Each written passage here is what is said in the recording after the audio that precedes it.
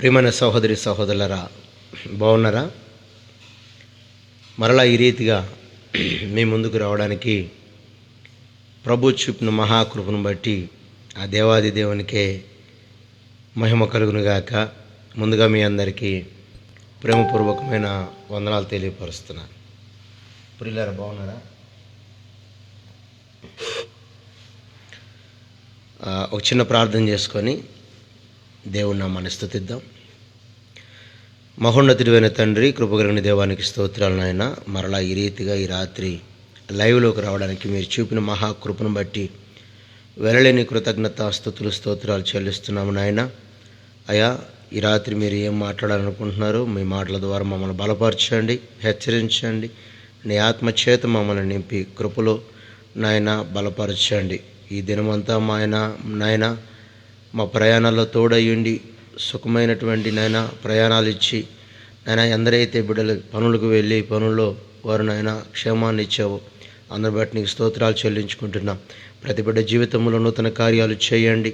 ఇంకా గొప్ప మెరాకిల్స్ నాయన మీరు చేసి నాయన బిడ్డల బ్రతుకుల్లో నూతన వెలుగులు నింపమని ప్రార్థిస్తున్నాం. అయా, ఎందరైతే నాయన నిన్ను ఆరాధిస్తున్నారో ఆరాధించే బిడ్డల జీవితంలో నాయన మీ కృపదయ చేయండి. వాళ్ళని రెక్కల కింద భద్రపరిచి మేలులతో వారిని తృప్తిపరచమని నాయన ఈ లైవ్ ప్రారంభిస్తూ ఉంటుండగా లైవ్ ప్రారంభం నుంచి ముగింపు వరకు మీరే ఉండి మాతో ఉండి మాలో నూతన కార్యాలు వింటున్న వారికి అయా చూస్తున్న వారికి సమస్తానికి నాయన మీరే ఉండి కృపతో నడిపించమని మీ కృపాసలకు మమ్మల్ని అప్పగించుకుంటుండగా తోడై ఉండమని యేసు నామములో ప్రార్థిస్తూ మమ్మల్ని మీ చేతులకి అప్పగించుకుంటున్నాము తండ్రి. Amen, amen. ప్రియమైన సహోదరి సహోదరులారా, బాగున్నారా? ఒక చిన్న పాటను విన్న తర్వాత దేవుని నామాన్ని గణపరచుదాం, వాక్య భాగంలోకి వెళ్దాం. ఒక పాట విని దేవుని స్తుతిద్దాం.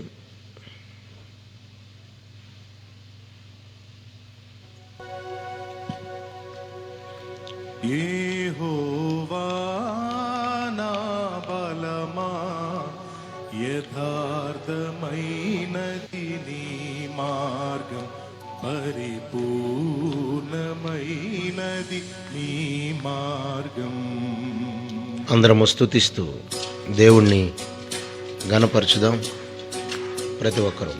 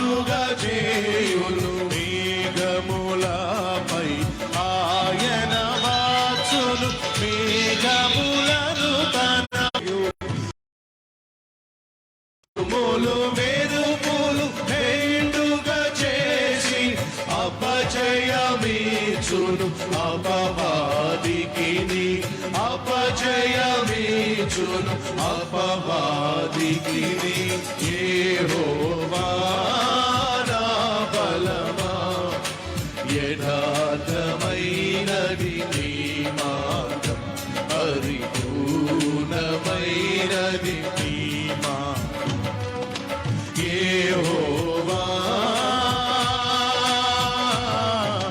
దయగల వారిపై దయ చూపించును కఠినుల ఎడల వికటము చూపును దయగల వారిపై దయ చూపించును కఠినుల ఎడల వికటము చూపును గర్విష్ఠుల యొక్క గర్వముననచును గర్విష్ఠుల యొక్క గర్వముననచును సర్వము నెరిగిన సర్వాధికారి సర్వము నెరిగిన సర్వాధికారి యెహోవా నా బలమా యథార్థమైనది నీ మార్గం పరిపూర్ణమైనది నీ మార్గం యెహోవా యెహోవా జీవము గల దేవా బహుగా స్తుతులకు అర్హుడనీవే.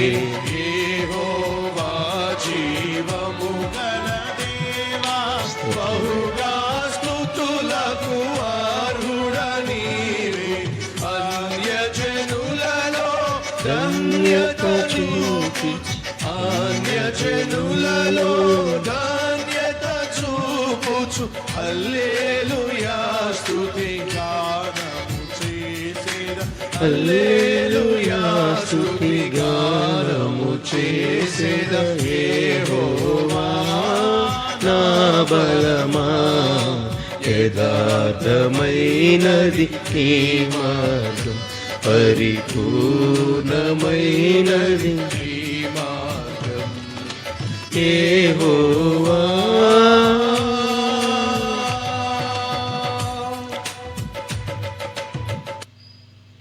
హల్లెలూయా. దేవునికి మహిమ కలుగును గాక. ఒక చక్కని గీతాన్ని మనం విన్నాం. దేవునికి స్తుతి మహిమ ఘనత ప్రభావం కలుగును గాక. దేవుణ్ణి మనం ఎల్లప్పుడూ స్తుతిస్తూ దేవుని నామాన్ని గణపరిచే వారంగా మనం ఉండాలి. దేవునికి మహిమ కలుగును గాక. మనం ఎల్లప్పుడూ స్తుతిస్తూ దేవుని యొక్క నామమునకే మహిమ. ఒక చిన్న ప్రార్థన చేసుకుందాం, వాక్య భాగంలోకి వెళ్దాం. మహోన్నతుడైన తండ్రి, కృపగలిగిన దేవానికి స్తోత్రాలు నాయన.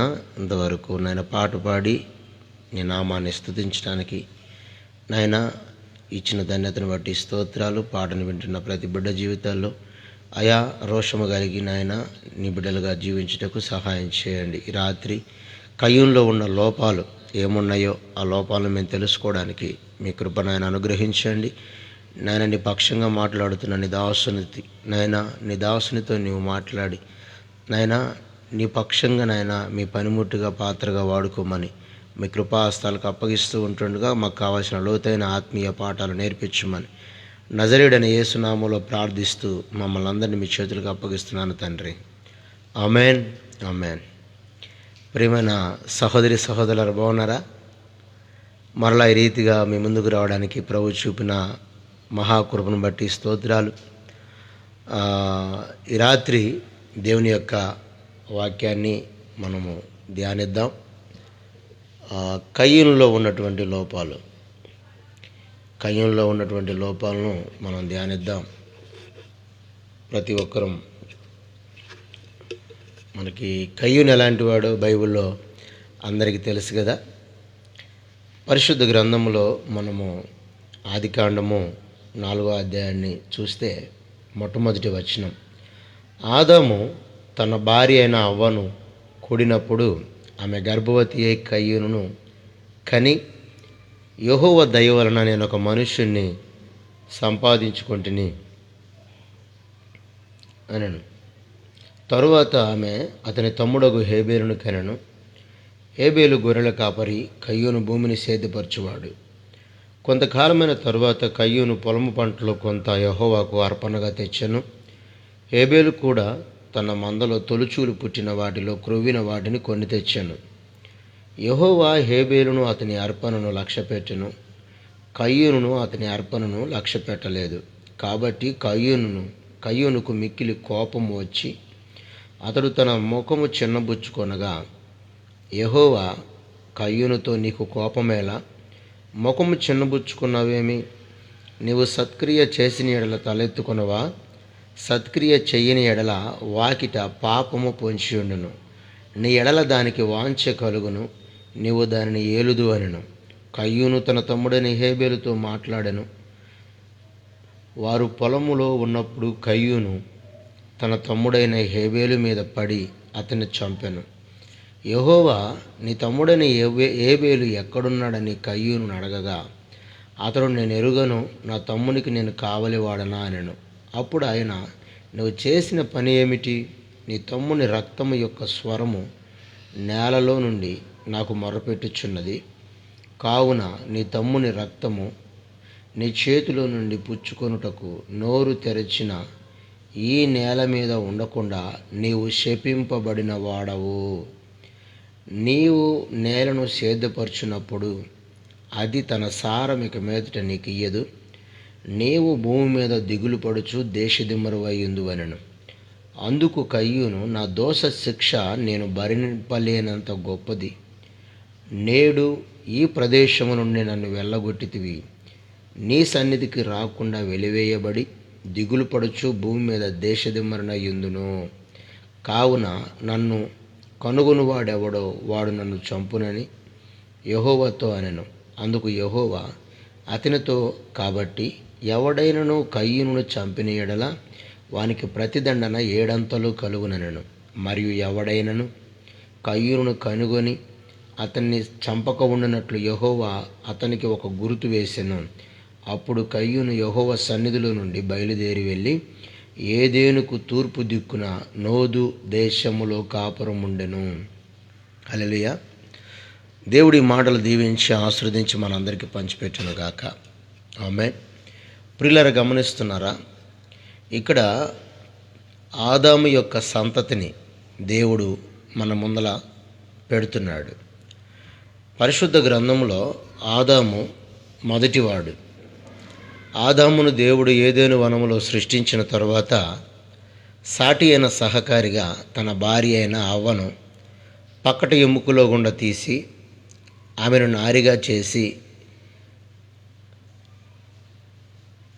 ఆమెను ఆదాము దగ్గరకు దేవుడు తీసుకెళ్ళాడు.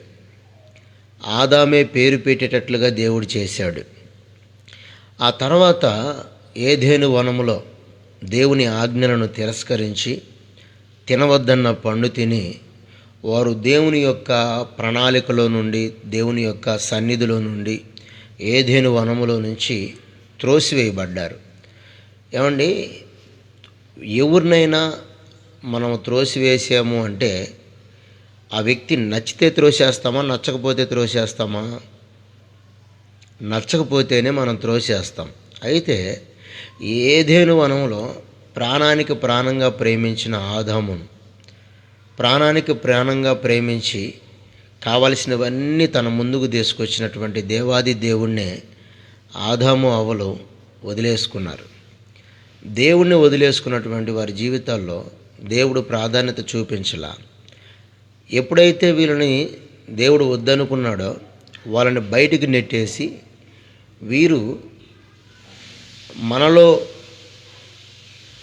మనలాంటి వారుగా మారిపోయారు కాబట్టి వీళ్ళు వచ్చి ఒకవేళ జీవవృక్ష ఫలాలను తింటారేమో అని దేవాది దేవుడు ఏదెను తోటలో నుంచి వాళ్ళని బయటికి గెంటేసి మరలా వాళ్ళు తిరిగి రాకుండానట్లు అక్కడ అగ్నిజ్వాలల వంటి ఖడ్గములను అక్కడ ఏర్పాటు చేసినట్లుగా మనకు కనిపిస్తుంది. ఒకవేళ వాళ్ళు లోపలికి కనుక వచ్చారనుకో, వెంటనే ఈ అగ్ని ఖడ్గాలు ఏదైతే ఉన్నాయో వాటిని తునకలుగా ముక్కలుగా కట్ చేసి పడేస్తుంది అన్నమాట. అయితే దేవుడు ఏం చేశాడయ్యా అంటే వాళ్ళని రాకుండా బయటికి గెంటేసి అక్కడ అగ్ని జ్వాలలను ఖడ్గములను పెట్టేశాడు. ఇక వాళ్ళు వెళ్ళిపోయి భూమిని సేద్యపరుచుకుంటూ వాళ్ళ జీవితాన్ని ప్రారంభించారు. ప్రారంభము స్టార్ట్ చేశారన్నమాట. అయితే వాళ్ళ జీవితాల్లో అన్నీ ఇక ఎట్లా ఉందయ్యా అంటే ఒక అరణ్యముగా మారిపోయింది వాళ్ళ చుట్టుపక్కలంతా కూడా. మనకు చూసినట్లయితే ఫస్ట్ ఏదైనా తోటలో పచ్చని చెట్ల మధ్యలో వారు సమృద్ధితో ఉన్నారు. కావలసిన నీళ్ళు ఉన్నాయి, కావలసిన ఆహారం ఉంది, కావలసిన ఫ్రూట్స్ ఉన్నాయి. ఎప్పుడైతే దేవుని ఆజ్ఞను తిరస్కరించారో వారు అన్నీ పోగొట్టుకున్నారు.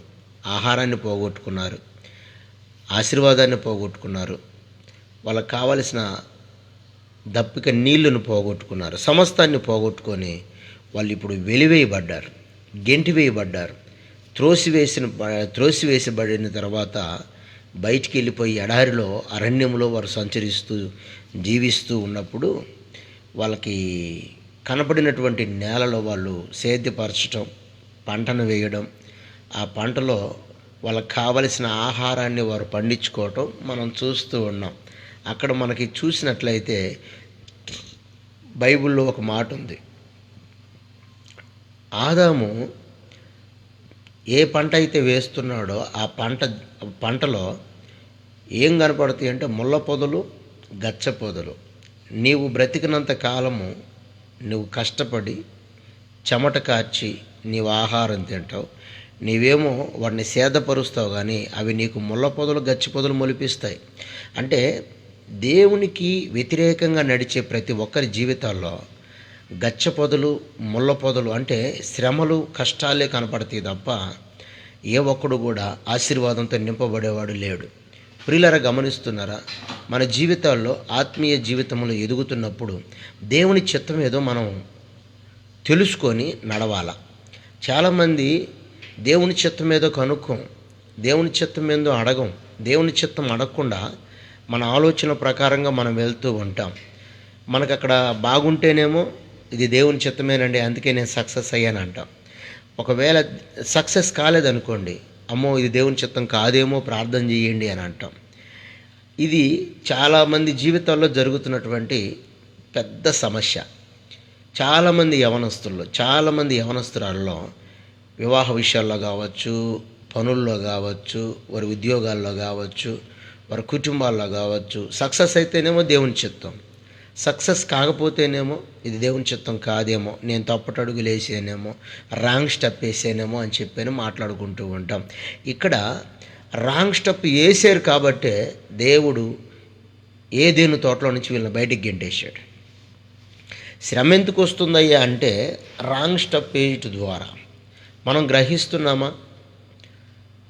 ఎప్పుడైతే వీళ్ళు రాంగ్ స్టెప్ వేసి వెళ్ళిపోయారో వాళ్ళు పంటలు పండిస్తున్నా కూడా అక్కడ బైబిల్లో ఒక మాట ఉంటుంది. 3వ అధ్యాయంలో 17వ వచనాన్ని చదువుదాం. ఆయన ఆదాముతో, నీవు నీ భార్య మాట విని తినవద్దని నేను నీకు ఆజ్ఞాపించిన వృక్ష ఫలములు తింటివి గనుక నీ నిమిత్తము నేల శపింపబడి ఉన్నది, ప్రయాసముతోనే నీవు బ్రతుకు దినములన్నీ దాని పంట తిందువు, అది ముండ్ల తుప్పలను గచ్చ పొదలను నీకు మొలిపించును, పొలములోని పంట తిందువు, నీవు నేలకు తిరిగి చేరు వరకు నీ ముఖము చెమట కార్చి ఆహారము తిందువు, ఎలయనగా నేల నుండి నీవు తీయబడితివి, నీవు మన్నే గనుక తిరిగి మన్నైపోదువని చెప్పాను. ఆదాము తన భార్యకు అవ్వ అని పేరు పెట్టెను, ఎలయనగా ఆమె జీవము గల ప్రతి వానికి తల్లి.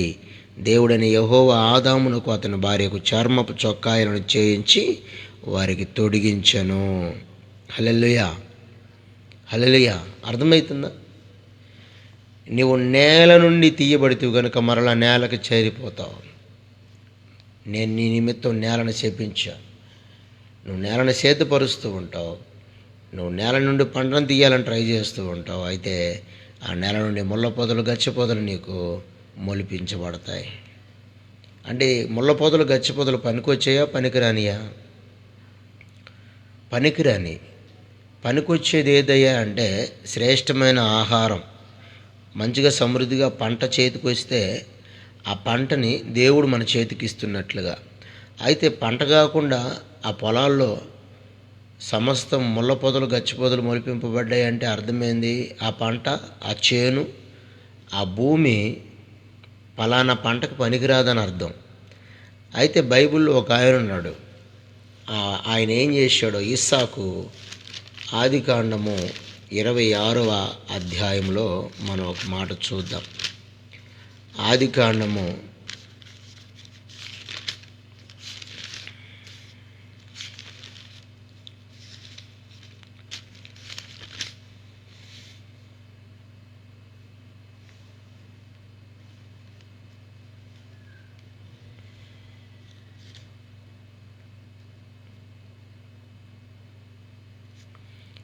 26వ అధ్యాయము 12వ వచనం. ఇస్సాకు ఆ దేశమందున్న వాడై విత్తనము వేసి ఆ సంవత్సరము 100 ఫలము పొందెను. యెహోవా అతనిని ఆశీర్వదించెను గనుక ఆ మనుష్యుడు గొప్పవాడాయను. అతడు మిక్కిలి గొప్పవాడగు వరకు క్రమక్రమముగా అభివృద్ధి పొందుచు వచ్చెను. అతనికి గొర్రెల ఆస్తియు గొడ్ల ఆస్తియు దాసులు గొప్ప సమూహమును కలిగినందున ఫిలిష్తీయులు అతని యందు అసూయపడిరి. హల్లెలూయా. దేవుడు ఆశీర్వదించిన తర్వాత ఈ లోకం మొత్తము ఇస్సాకును చూసి వ్యసనపడే స్థితిలోకి దేవుడు తీసుకొచ్చాడంట. ఒక మనుషుడు వ్యసనపడేటట్టుగా దేవుడు ఇస్సాకును ఆశీర్వదించాడు. ఎందుకయ్యా అంటే దేవుని పక్షంగా, దేవుని బిడ్డలుగా, దేవుని పిల్లలుగా ఎందరైతే ఆత్మీయతలో ఎదుగుతూ ఉంటామో, ఎదుగుతున్న వారి పక్షంగా దేవుడు ఉంటాడు. తన మాట వింటున్న వారికి కృపకు కుమ్మరిస్తాడు.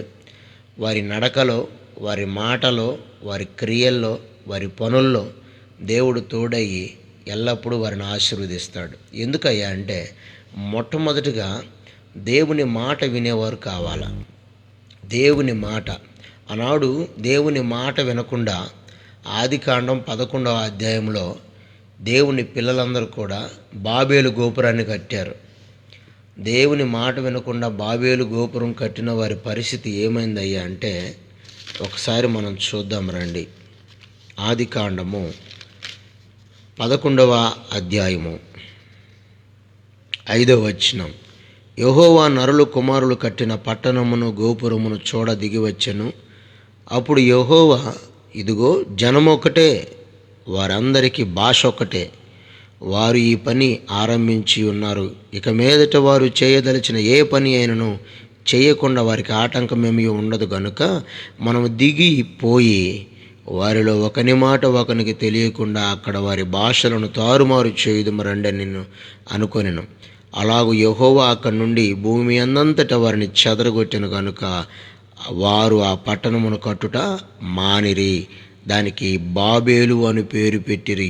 ఎందుకనగా అక్కడ యెహోవా భూజనులందరి భాషను తారుమారు చేశాడు.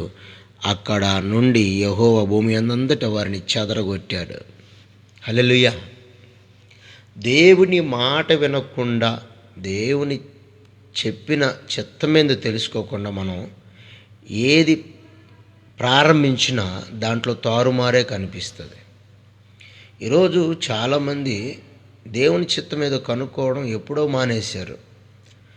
ఫార్మాలిటీస్గా చర్చికి వెళ్ళడం, ఫార్మాలిటీస్గా ప్రార్థన చేయటం, ఫార్మాలిటీగా బైబిల్ చదవటమే కానీ అసలు ఆయన చిత్తం ఏందో, ఆయన ఏం చెప్తున్నాడు, కాన్సెప్ట్ ఏం చెప్తున్నాడు, ఆయన ఏం మాట్లాడబోతున్నాడు అనేది చెవి ఒగ్గటం మనం మానేసాం. ప్రజలందరూ కూడా ఇప్పుడు అలాగనే ఉంటారు. ఆయన చిత్తం ఏదో తెలుసుకోవటం పక్కన పెట్టేశారు. ఆదాము కూడా ఆయన ప్రణాళిక ఏందో, అసలు దేవుడు నన్ను ఎందుకు ఏదేను వనంలో రూపకల్పన చేశాడు, ఎందుకు ఆయన ఇక్కడ నన్ను ఏర్పాటు చేశాడు అనేది ఆయన మర్చిపోయాడు, వదిలేశాడు. ఇప్పుడు ఎవరికి సరెండర్ అయ్యాడు అంటే భార్యకి సరెండర్ అయిపోయాడు. ప్రతిఫలంగా దేవుణ్ణి పోగొట్టుకున్నాడు, ఏదేను తోటను పోగొట్టుకున్నాడు, సహవాసాన్ని పోగొట్టుకున్నాడు, ఆశీర్వాదాన్ని పోగొట్టుకున్నాడు, సమస్తాన్ని వదిలిపెట్టేసి ఇప్పుడు అరణ్యంలోకి వచ్చేసాడు.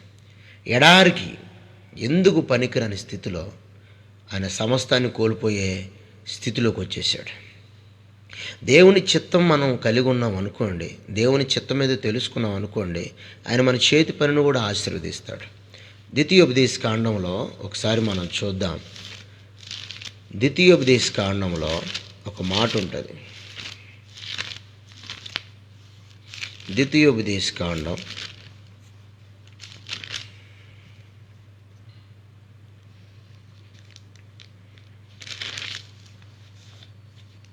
2వ అధ్యాయము 7వ వచనం. నీ చేతి పనులన్నిట్లో నీ దేవుడైన యెహోవా నిన్ను ఆశీర్వదించెను. హల్లెలూయా. ఏమంటున్నాడు?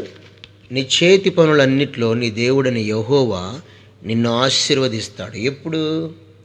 ఆయన చిత్తాన్ని మనం వినడం ప్రారంభించిన తర్వాత. ఆదాము దేవుని చిత్తాన్ని పక్కన పెట్టేసి ఆయనకు సాటి అయిన సహకారిగా పంపబడినటువంటి ఆమె మాటను బాగా విని ఆమె ఆలోచనల ప్రకారంగా వెళ్ళిపోయాడు. ప్రతిఫలం దేవుని సహవాసాన్ని కోల్పోయాడు. దేవుని యొక్క ఆశీర్వదింపబడిన భూమిలో నుంచి, ఆశీర్వదించబడినటువంటి పట్టణములో నుంచి, ఏదైనా తోటలో నుంచి బయటికి త్రోసివేయబడ్డాడు. అంటే దేవునికి ఎంతగా అవిధేయుడైన వాడిగా మారిపోయాడో చూడండి. ఈరోజు నువ్వు నేను కూడా దేవునికి అవిధేయులుగా మారట్లేదా?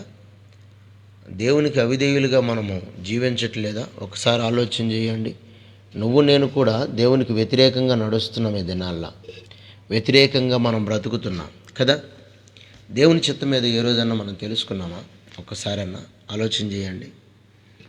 ఎంతవరకు దేవుడు మనల్ని ప్రేమిస్తూ ఆయన చిత్తం మీద మనకి చెప్తూ అన్ని సందర్భాల్లో మనకు తోడై ఆయన నడుస్తూ ఉన్నాడు. కానీ ఏ రోజన్నా దేవా నీ చిత్తం ఏంది, నీ చిత్తంలో నేను ఏం చేయాలని ఏ రోజైనా దేవుణ్ణి అడిగామా?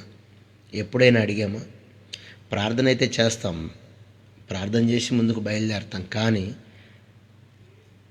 అసలు దేవుడు మనకి ఆ ప్రార్థన చేసిన దానికి జవాబిస్తేనే మనం బయలుదేరాలి. ఎక్కడికి ఏ పని మీద మొదలుపెట్టినా, అది ఇంటి పని కావచ్చు, ఉద్యోగం పని కావచ్చు, వ్యాపారం పని కావచ్చు, ప్రయాణాలు కావచ్చు, ఏదైనా సరే ఆయన చిత్తము మనకు బయలుపరచబడితేనే మనం ముందుకెళ్ళాలి.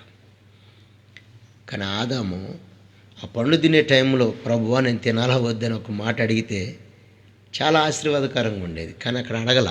ఏం చేశాడయ్యా అంటే వెంటనే తినేసేసాడు, నెట్టివేయబడ్డాడు. ఇప్పుడు ఎక్కడైతే పంటను పండించాలనుకుంటున్నాడో అది ఆయనకి ఆహారాన్ని ఇవ్వట్ల. ఏమని రాయబడ్డది అక్కడ? ఏమనుంది? 3వ అధ్యాయంలో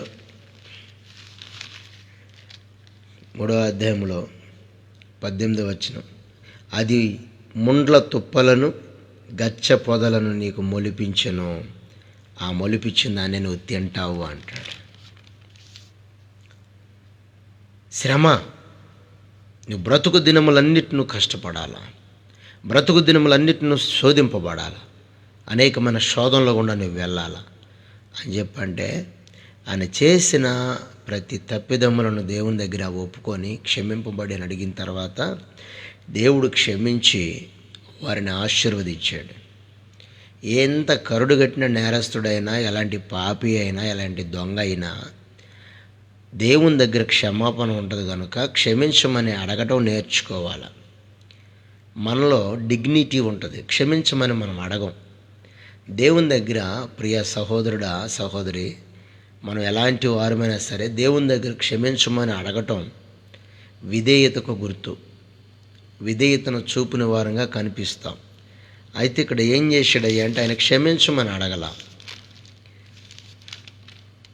ఒక ఆయన యూదా ఇస్కరియోతు యేసుప్రభుని గెచ్చమనే వనములో అప్పగించాడు. యేసుప్రభు నేను చేసిన తప్పు అని అడగల, నన్ను క్షమించమని అడగల. ప్రతిఫలం ఏం పొందుకున్నాడు అయ్యా అంటే మరణాన్ని పొందుకున్నాడు, దేవుని ఉగ్రతను పొందుకున్నాడు. ఆదాము జీవితంలో తాను చేసిన తప్పును తాను గుర్తిరిగి దేవుని దగ్గర తమ తప్పుదమ్ములను ఒప్పుకున్న తర్వాత దేవుడంట ఆదాము యొక్క అవ్వ యొక్క గర్భమును తెరిచి, ఆదాము ద్వారా అవ్వ యొక్క గర్భాన్ని తెరిచి ఒక శ్రేష్టమైనటువంటి బిడ్డను కన్నారు. ఆ బిడ్డ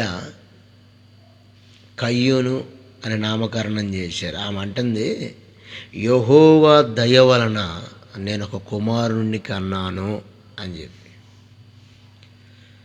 యెహోవా దయ వలన నేను ఒక కుమారుణ్ణి కన్నాను అని చెప్పేసి అని అవ్వ ఒక శ్రేష్టమైన మాట పలుకుతుంది. దేవుని వలన ఆశీర్వాదం వలన వారు కుమారుణ్ణి కని కయ్యూను అని పేరు పెట్టి ఆ కయ్యూనుని పెంచుతూ ఉండగా మరలా రెండవ కాన్పులో హేబేలు జన్మించబడ్డాడు. అంటే అప్పుడు దాకా ఇప్పుడు వీళ్ళు ఏం చేశారయ్యా అంటే, వాళ్ళు చేసిన తప్పిదములన్నిటిని కూడా దేవుని దగ్గర ఒప్పుకొని వారు మారు మనసు పొందారు. బైబిల్లో ఉంటుంది కదా, ఆజ్ఞ అతిక్రమమే పాపమని. ఆజ్ఞను అతిక్రమించిన వారు దేవుని దగ్గరికి క్షమాపణతో వచ్చారు. బైబిల్ ఏం చెప్తుంది అంటే, అతిక్రమములు దాచిపెట్టువాడు వర్ధిల్లడు కానీ వాటిని ఒప్పుకొని విడిచిపెడితే కనికరించబడతాడు.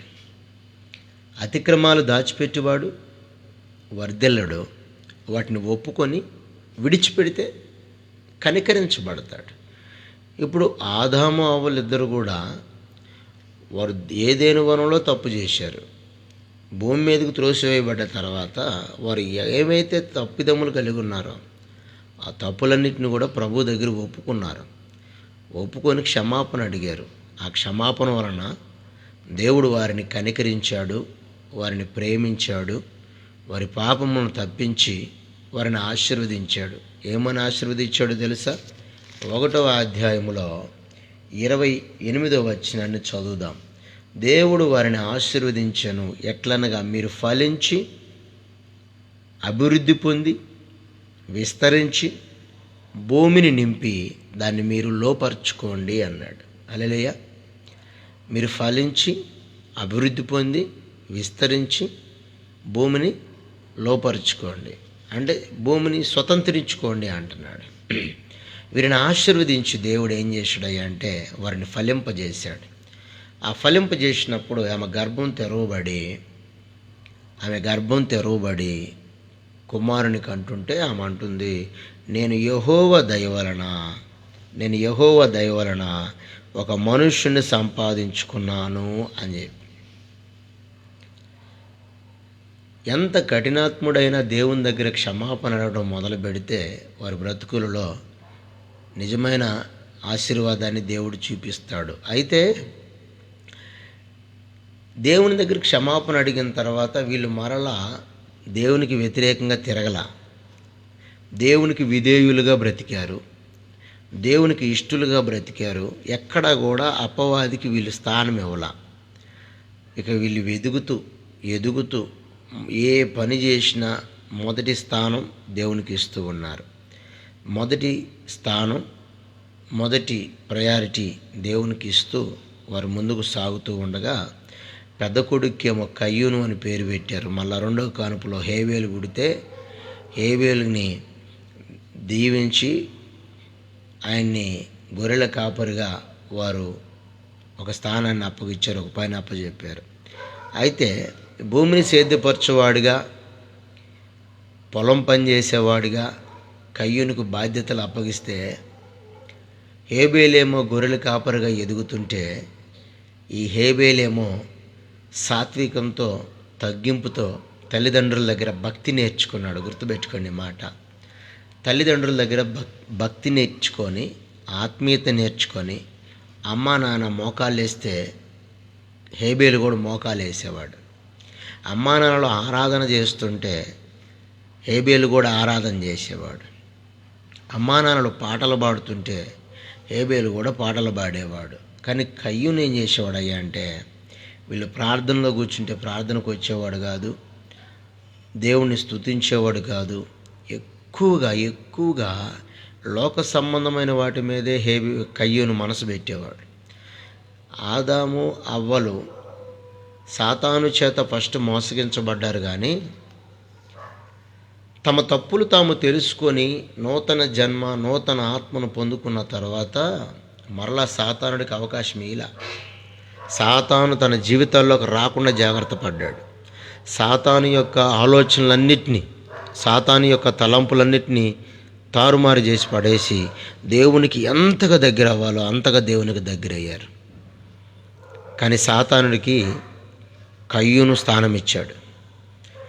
ఎప్పుడైతే కయ్యూను సాతానుకి అవకాశం ఇచ్చాడో కయ్యూను జీవితంలోకి, కయ్యూను ఆలోచనలోకి, కయ్యూను నడకలోకి, కయ్యూని యొక్క తలంతుల్లోకి సాతాను యొక్క బీజం నాటికిపోయింది.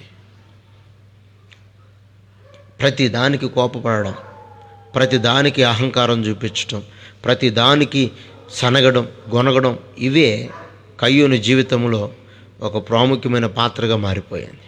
హేబేలు, ఆదాము, అవ్వలు ముగ్గురు కూడా దేవునికి ప్రాధాన్యత ఇచ్చి దేవునితో నడుస్తూ దేవుని దగ్గరికి వెళ్తూ ఉండగా కయ్యూను మాత్రం ప్రతి దాంట్లో కొరతలు చూపుతూ ఉండేవాడు, ఆత్మీయతను కోల్పోతూ ఉండేవాడు. అన్నదమ్ములిద్దరికీ దేవుని దగ్గర ఒక మాట చెప్పారు తల్లిదండ్రులు, రే నాన్న పెద్దవాడా, నువ్వు పొలం పని చేసేవాడు కాబట్టి, నువ్వు భూమిని సేద్యపరిచేవాడు కాబట్టి, పొలంలో పండిన ప్రతి పంటలో మొదటిది ప్రాధాన్యమైనది దేవునికి నువ్వు బలిగా అప్పగించాలి, దేవునికి కానుకగా ఇవ్వాలి అని చెప్పారు.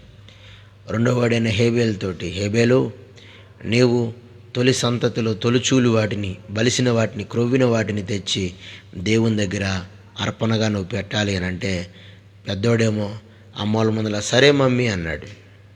రెండోవాడేమో సరే అమ్మా నేను కూడా చేస్తా అని నమ్మకంగా వాళ్ళ ముందలు చెప్పి దేవుని దగ్గరికి బలి తీసుకొని వస్తే ఒక అతనేమో బలిసిన వాటిలో క్రొవ్విన వాటిని తీసుకొచ్చి, చిన్నోడు తీసుకొచ్చి దేవునికి బలి అర్పించి, దేవా ఇంకా నీకు కావాలంటే ఇస్తానయ్యా, ఇంకా నీవు ఏది కోరుకుంటే అది నీకు చేస్తానయ్యా, ఇదిగో ఈ ప్రాణమే నీది ప్రభువా అని కృతజ్ఞత కలిగి జీవిస్తూ ఉన్నాడు. దేవుని కోసం తనను తాను అర్పణగా అప్పగించుకోవడానికి కూడా ఇష్టపడ్డాడు హేబేలు. కానీ కయ్యూనేమో భూమిలో పండిన పంటను కొంత తెచ్చాడంట. కొంత అంటే తేవాల్సినంత తేలా, దేవుడు నియమించిన పద్ధతి ప్రకారంగా తేలా, దేవుడు అప్పగించినట్లుగా ఇదిగో ఇంత తేవాలి, ఇది నాకు బలి అర్పించాలని కొన్ని నియమాలు ఉంటాయి. ఆ నియమ ప్రకారం కాకుండా ఇప్పుడు 10 రూపాయలు ఉంటే 10 రూపాయలను 4 భాగాలు చేస్తే 25 పైసలు, 2.5 లెక్కన 2.5 లెక్కన ఆయన 1 భాగం 2 భాగాలు మాత్రమే తీసుకొచ్చి మిగతా 2 భాగాలు తన కోసం పక్కన పెట్టేసుకున్నాడు. అది దేవునికి నచ్చలా. దేవుని జీవితంలో మనం అప్పగించాల్సింది సమస్తము సంపూర్ణంగా అప్పగించాల. కానీ హేబేలు జీవితంలో ఒక అసూయపరుడుగా, నేను ఎందుకు అప్పచెప్పాలి, నేను కదా కష్టపడుతుంది, నేను కదా పంట వేసుకుంది, నేను కదా నీళ్ళు పెట్టుకుంది, నేను కదా సేద్యపరుచుకుంది అని చెప్పేసి తనలో తను ఒక గర్వం వచ్చేసింది. కానీ బైబిల్ ఏం చెప్తుంది తెలుసా, విత్తింది ఒకరు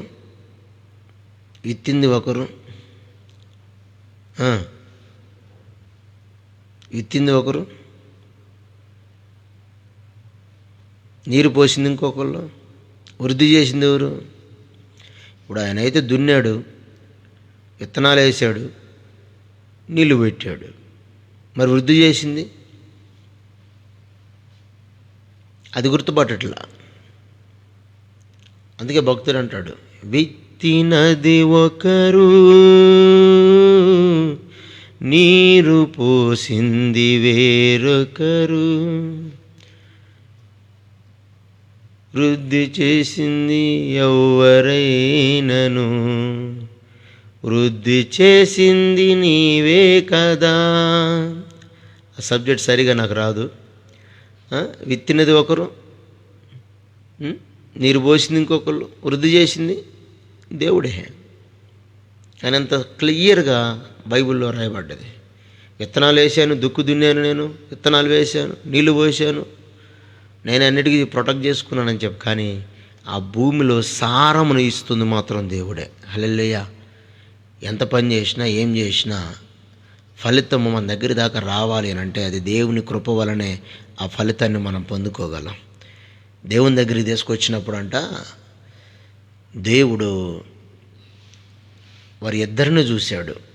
హేబేలేమో తాను ఎంత విరిగి నలిగిన మనస్సుతో దేవుని దగ్గరికి బలి తీసుకొచ్చాడో దేవుడు తన మనస్సును చూశాడు. కయ్యూను తన దగ్గరికి వచ్చి బలి అర్పిస్తూ ఉంటే వానిలో గర్వం చూశాడు. రెండవది వానిలో అసూయ చూశాడు. మూడవది దేవునికి అప్పగిచ్చే దాంట్లో సగాన్ని దిగమింగేసి తీసుకురావటం దేవుడు చూసి దేవుడు కయ్యూను అర్పణను లక్ష్య పెట్టలేదు, కానీ హేబేను అర్పణను దేవుడు లక్ష్య పెట్టాడు అని రాయబడ్డది. హల్లెలూయా. ప్రియులారా, అర్థమవుతుందా? మన జీవితాల్లో మనం ఏదో దేవుని దగ్గరికి తీసుకెళ్తున్నాం, దేవుడి దగ్గరికి ఇస్తున్నామని మనం అనుకోవచ్చు, కానీ దేవుడు అంటున్నాడు నీ జీవితాల్లో దేవుడికి ఇచ్చేది ప్రాధాన్యత పర్ఫెక్ట్గా ఉండాలి. దేవునికి ప్రాధాన్యత మనం ఇస్తున్నామా, పర్ఫెక్ట్గా అప్పగిస్తున్నామా? ఒకసారి ఆలోచన చేయండి. దేవుడు కయ్యూను అర్పణను లక్ష్య పెట్టలేదు, కానీ హేబేలు యొక్క అర్పణను దేవుడు లక్ష్య పెట్టాడు. ఈరోజు నీ నా బ్రతుకులలో ఏం కావాలంట? ఏం కావాలి చెప్పండి? మన జీవితాల్లో దేవుడు మన అర్పణను లక్ష్య పెట్టేవాడిగా ఉండాలి. అర్పణ లక్ష్య పెట్టాలంటే ముందుగా మనలను దేవుడు లక్ష్య పెట్టాలి. అక్కడ క్లారిటీగా ఉంది. ఏమని? నా 5వ వచనంలో ఉంటుంది చూడండి. 4వ అధ్యాయము 5వ వచనంలో, కయ్యూనును అతని అర్పణను ఆయన లక్ష్య పెట్టలేదు కాబట్టి కయ్యూనుకు మిక్కిలి కోపము వచ్చి అతడు తన ముఖమును చిన్నబుచ్చుకున్నాడు. హేబేలు యొక్క అర్పణను దేవుడు లక్ష్య పెట్టాడు, కానీ కయ్యూను అర్పణను దేవుడు లక్ష్య పెట్టలా. ఎప్పుడైతే కయ్యూను యొక్క అర్పణ దేవుడు లక్ష్య పెట్టలేదో కయ్యూను కోపం వచ్చింది. కోపం వచ్చేసి తన తమ్ముడి మీద వ్యసన పడుతున్నాడు. తన తమ్ముడి మీద వ్యసన పడుతూ తమ్ముడిని దూషిస్తూ, ఒరే నీ ఎంత తేలుస్తాను, దేవుడు నిన్నే ప్రేమిస్తాడా అని చెప్పేసి అని తమ్ముడి మీద సనుగుతూ గొనుగుతూ ఉండగా దేవుని యొక్క కోపం, దేవుని యొక్క కనుదృష్టి కయ్యూను మీద పడ్డది. కయ్యూను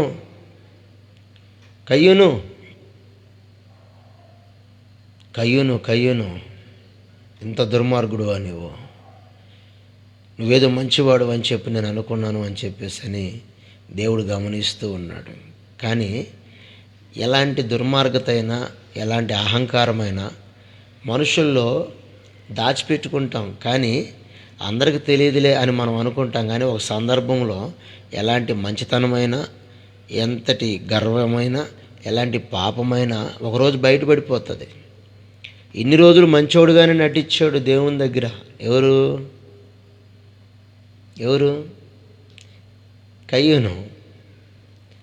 కయ్యూను దేవుని దగ్గర మంచోడుగా నటించాడు, కానీ సందర్భం వచ్చినప్పుడు, సమయం వచ్చినప్పుడు ఏమైపోయాడు అంటే తను ఎంత మంచోడో, ఎలాంటి గర్విష్ఠుడో, ఎలాంటి పాపాత్ముడో దేవుని ఎదుట బయటపడిపోయాడు.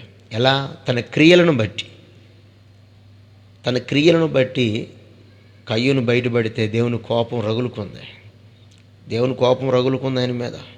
వెంటనే అంటున్నాడు, కయ్యూను నీకు కోపమేలా? ఎందుకు నువ్వు కోపపడుతున్నావు? నీ తమ్ముడు తనకు తాను తగ్గించుకొని తనకు చెప్పిన బాధ్యత ప్రకారంగా తనకు ఇచ్చిన అవకాశాన్ని ఉపయోగించుకుంటూ తాను నా పట్ల ఎలా ఉండాలో, ఎంత విధేయతగా ఉండాలో, ఎలా నడవాలో అలా నడిచాడు. కాబట్టి తను అప్పన తెచ్చేటప్పుడు తగ్గించుకొని విరిగి నలిగిన మనస్సుతో నా దగ్గర బలర్పించాడు. కాబట్టి అతనిలో ఆ విశ్వాసాన్ని నేను చూశా. ఆ విశ్వాసాన్ని తగ్గట్టుగా, అతడు చూపిన ప్రేమకు తగ్గట్టుగా, విధేయతకు తగ్గట్టుగా నేను అతని అర్పణని లక్ష్య పెట్టాను. కానీ నీ అర్పణలో అది లేదు. నీ అర్పణలో యథార్థత లేదు. నువ్వు నా దగ్గరికి వచ్చే నడవడికలో సత్యము లేదు. నా దగ్గర నువ్వు నడవలసిన తీరుగా నువ్వు నడవలేదు కనుక, నీ అర్పణలో సత్యము లేదు కనుక, నీ అర్పణలో యథార్థత లేదు కనుక నువ్వు నాకు ఇవ్వాలి అని ఇస్తున్నావు, కానీ ఇది క్రమము అని నువ్వు గుర్తుపట్టట్లా. కాబట్టి నీలో సత్యము లేదు కనుక నీలో సత్క్రియ నాకు కనిపించలా. నీలో సత్క్రియలు లేవు కనుక నేను నిన్ను దీవించను. నువ్వు సత్క్రియ చేయలేదు గనుక, నువ్వు పాపం చేసావు గనుక, ఇదిగో నీ వాకిట్లో పాపము పొంచి ఉన్నది. అంటే సత్క్రియను చేయలేదు కనుక, మంచి క్రియలు చేయలేదు కనుక, ఈ పాపపు క్రియలు ఏదైతే ఉన్నాయో, అనగా సాతాను బీజం ఏదైతే ఉందో అది నీలో ఉంది. కాబట్టి అది నిన్ను ప్రేమిస్తుంది, దానికి నీ మీద వాంచగలిగిద్ది, దానికి నువ్వంటే ఇష్టం. కాబట్టి నువ్వు అది ఇద్దరు ఏకమై మీరిద్దరూ పాపంలోనే ఉంటారు. కాబట్టి ఇక నీకు నాకు ఎలాంటి సంబంధం లేదని దేవుడు కోపంగా కయ్యూనుతో చెప్పినప్పుడు, కయ్యూను ఏం చేయాలి అర్థం కావట్లా. ఒరే, నన్ను దేవుడు తిట్టాడు, నన్ను దేవుడు కసిరించుకున్నాడు, నన్ను దేవుడు దూషించాడు, నన్ను దేవుడు నువ్వు కరెక్ట్ కాదని అన్నాడు. కాబట్టి నా తమ్ముడు ఎలా దేవునికి ఇష్టడవుతాడు? వాడిని మంచోడు అన్నాడు, నన్ను చెడ్డోడు అన్నాడు. కాబట్టి వీడిని బ్రతకనియ్యను నేనని చెప్పేసి పొలంలో గొర్రెలు గాయడానికి వెళ్ళినటువంటి అతని దగ్గరికి అన్న వెళ్ళి సైలెంట్గా ఒంటరిగా ఉన్నవాడిని వెనక నుంచి కర్ర తీసుకొని దమామని కొట్టేసి రాళ్ళు తీసుకొని తన మీద వేసేసి హేబేలును చంపేశాడు. చంపేసి ఎరగనట్టుగా ఆ శవాన్ని కూడా మాఫీ చేసి పడేశాడు. ఆ శవం ఎక్కడుందో కూడా తెలియకుండా చేసేసాడు. అంటే ఎంత దుర్మార్గతలో కయ్యూను మారిపోయాడో చూడండి. ఈ కయ్యూనుకి ఈ తలాంతులు, ఈ ఆలోచనలు ఎక్కడి నుంచి వచ్చినాయి? అసలు ఒక మనిషిని చంపాలన్న ఆలోచన ముందు లేదు. అంతకుముందు ఎన్నడూ కూడా మనుషులను చంపినట్టుగా దాఖలాలు లేవు. ఆదాము కాలంలో దేవుడు కూడా చంపాలనుకుంటే ఎప్పుడో చంపేసేవాడు. కానీ చంపకుండా ఏదైనా తోటలో నుంచి బయటికి గెంటేసాడు. గెంటేసిన తర్వాత వీడికి చంపే బుద్ధి ఎక్కడి నుంచి వచ్చింది? చంపే బుద్ధి ఎవరిది? ఇది మనుషులదైతే కాదు. మరి చంపే బుద్ధి ఎక్కడి నుంచి వచ్చింది అంటే లూసిఫర్ నుంచి వచ్చింది. అంటే అంధకార దురాత్మ దగ్గర నుంచి. ఏదేను తోటలో మోసగించినటువంటి అవ్వను మోసగించిన సాతాను ఎవడైతే ఉన్నాడో వాడు ఏదేను తోటలో నుంచి బయటకు త్రోసివేయబడిన తర్వాత అవ్వ మీదకి, ఆదాము మీదకి ఎన్నోసార్లు ప్రయత్నం చేసినప్పటికీ వాళ్ళు తమ తప్పులు తెలుసుకొని దేవుని దగ్గరికి వచ్చి ప్రార్థిస్తున్న కారణాన్ని బట్టి, దేవుని దగ్గర విధేయత చూపుతున్న కారణాన్ని బట్టి దేవుడు వాళ్ళ మీద ప్రొటెక్షన్ వేసాడు. ఆ ప్రొటెక్షన్కి తగ్గట్టుగా సాతాను మరలా వాళ్ళ మీద ప్రభుత్వం చేయలేకపోయింది. వీడు దొరికాడు. అయితే వీడు సాతానుకు దగ్గరగా ఉన్నాడు. మాటల్లో కానీ, క్రియల్లో కానీ, నడవడికల్లో కానీ, చేసే పనుల్లో కానీ అన్నిటికీ దేవునికి వ్యతిరేకమైన పనులే. కాబట్టి ఇప్పుడు ఎవరు సాతానుకు చోటిచ్చారు? సులువుగా కయ్యూను సాతానుకు చోటిచ్చాడు. కాబట్టి సాతానుకు చోటిచ్చిన వెంటనే సాతాను కయ్యూనులోకి వచ్చి కయ్యూను తన తమ్ముడినే చంపేటట్లుగా సాతాను ప్రేరేపించి ఒంటరిగా ఉన్న తమ్ముడిని చంపిపిచ్చేశాడు. ఈరోజు చాలామంది కుటుంబాల్లో కొట్టుకు చూస్తున్నారు. కారణం ఏందయ్యా అంటే దయ్యము వారిలో పనిచేస్తుంది. గొడవలకి, కొట్లాట్లకి పోవడానికి కారణం ఏందయ్యా అంటే ఆ ఇంట్లో ఎవడైతే గొడవలు పెడుతూ ఉంటాడో, ఎవడైతే కొట్లాట్లు పెడుతూ ఉంటాడో వాడి జీవితాల్లో ఖచ్చితంగా దయ్యం పనిచేస్తూ ఉంటుంది. ఏ వ్యక్తి కూడా దయ్యము ఆవరించకుండా, దురాత్మలు ఆవరించకుండా ఎవడింట్లో కొట్టుకు చావడు. ఒకవేళ ఇళ్లలో కొట్టుకు చూస్తున్నారు అంటే, త్రాగుబోతు వ్యసనాలుగా మారుతున్నారు అని అంటే, వాళ్ళ మీద ఇళ్ళ మీద ఆస్తులు తగాదాలతో కొట్టుకు చస్తున్నారు అని అంటే ఖచ్చితంగా దురాత్మలు, దయ్యములు వాళ్ళ మీద పనిచేస్తున్నాయని మనం అర్థం చేసుకోవాలి. హేబేలు ఒంటరిగా ఉండగా సాతాను ద్వారా ప్రేరేపింపబడినటువంటి కయ్యూను ఒంటరిగా ఉన్న తమ్ముడి మీద పడి తమ్ముడిని నిలువున చంపేశాడు. సరే, చంపాడు అయిపోయింది, తొందరపడ్డాడు. ఈలోపు దేవుడు వచ్చి కయ్యూను నీ తమ్ముడైన హేబేలు ఎక్కడా అని అడిగాడు. అడిగినప్పుడు, ప్రభువా, తొందరపడి నేనేదో వాడిని ఒక దెబ్బ కొడదామనుకుంటే వాడికి తెలియకుండా తగలరాని చోట తగిలి వాడు చచ్చిపోయాడయ్యా, నన్ను క్షమించయ్యా అని అంటే కథ వేరేలాగుండు, సీన్ వేరేలాగా మారిపోయేది. కానీ ఇక్కడ ఏం చేశాడంటే, నన్నెందుకు అడుగుతున్నావు? నా తమ్ముడికి నన్ను ఏమైనా కావలవాడిగా నువ్వు నన్ను పెట్టావా? ఏమో ఎవడున్నాడో పోయి దేవుడు ఆడుకోపో అని వీడు దేవుని మీదకి తిరగబడుతున్నాడు, దేవుణ్ణి తిరస్కరిస్తున్నాడు. ఎవడున్నాడు దేవుడు ఆడుకోపో. చూడండి ఎంత దుర్మార్గమైన గర్విష్ఠుడో. ఈ యొక్క హేబేల్ని కయ్యూను చంపడానికి ముందే కయ్యూను దుర్మార్గుడా, చంపిన తర్వాత దుర్మార్గుడు అయ్యాడా? చంపక ముందే ఇతడు చెడ్డవాడా, చంపిన తర్వాత చెడ్డవాడయ్యాడా? ఒక చిన్న ప్రశ్న. చంపక ముందే ఇతడు దుర్మార్గుడా, చంపిన తర్వాత దుర్మార్గుడు అయ్యాడా? అసలు ఈ ఇత్తనం ఎప్పుడు వచ్చింది? ఈ పాపపు ఆలోచనలు ఎప్పుడు వచ్చినాయి? చంపక ముందా, చంపిన తర్వాత? చంపిన తర్వాత రాలా. చంపక ముందే అతనిలో ఆ బీజం ఉంది, చంపక ముందే అతనిలో ఆ గర్వం ఉంది, చంపక ముందే ఆ పాపం ఉంది. ఇది ఎక్కడి నుంచి వచ్చింది అంటే ఇతడు ఎప్పుడైతే పుట్టాడో, పుట్టిన తర్వాత తల్లిదండ్రులు చూపించే మార్గంలో నడవలేదో, ఆ నడవనప్పుడే సాతాను ఇతన్ని ఆవరించి యాక్టిఫై చేసి తమకు నచ్చినట్లుగా నడిపించుకున్నారు. తనకు నచ్చినట్టుగా మార్చేసింది సాతానుడు. వీడు కూడా వాళ్ళకి ఎక్కువగా మొగ్గు చూపాడు, వాళ్ళకి ఎక్కువగా ప్రాధాన్యత ఇచ్చాడు. ఎవరికి? సాతానుడికి. గర్వంతో, అహంకారంతో దేవుని దగ్గరికి వచ్చే విషయంలో కూడా నమ్మకంగా రాలా. దాన్ని బట్టి దేవుడు అంటున్నాడు, కయ్యూను నీకు కోపమేలా, ముఖము చిన్నబుచ్చుకున్నావేమి అంటే, వాడిది అంగీకరించావు, నాది అంగీకరించలేదు అని చెప్పేసి అని అంటున్నాడు. అవును, వాడిది అంగీకరించానంటే వాడు నమ్మకంగా ఉన్నాడు నా దగ్గర. నేను లేనా? నువ్వు ఉన్నావు కానీ నమ్మకంగా తక్కువగా ఉన్నావు. వాడేమో నమ్మకంగా యథార్థంగా ఉన్నాడు. అందుకే నేను కయ్యూను హేబేల్ని అంగీకరించాను, నిన్ను అంగీకరించలేదు అంటాడు దేవుడు. నువ్వు నమ్మకత్వాన్ని కోల్పోయావు కనుక, నువ్వు సత్క్రియ చేయలేదు కనుక నీ వాకిట పాపం పొంచి ఉన్నది, నీ మీద దానికి వాంచగలిగిద్ది, నువ్వు దాన్ని ఏలతావు అన్నాడు. వాకిట్లో పాపము అంటే అర్థం చేసుకోండి. ఎప్పుడైతే తన జీవితంలోనికి సాతాను అటాక్ అయ్యాడో, ఇక అక్కడి నుంచి కయ్యూను దుర్మార్గుడుగా, నరరూప రాక్షసుడుగా, నరహంతకుడుగా మారిపోయి తన తమ్ముడినే చంపేశాడు.